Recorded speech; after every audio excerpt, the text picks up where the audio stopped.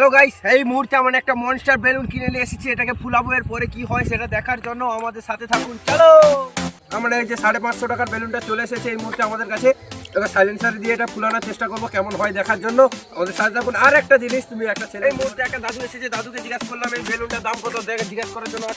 এই বেলুনটা আপনার মতামতে কত নিতে পারে? 550 টাকা নিয়েছে। 550 টাকা নিয়েছে? হ্যাঁ, ঠিক আছে দাদু। এই মুহূর্তে দাদু চলে যাচ্ছে, দাদুকে জিজ্ঞাসা করলাম এটার দাম কত, বলেছে 550 টাকা নিয়ে দিয়ে। এরকম সাইলেন্সারে দিয়ে ফুলানোর চেষ্টা করবো, দেখার জন্য আমাদের সাথে থাকুন।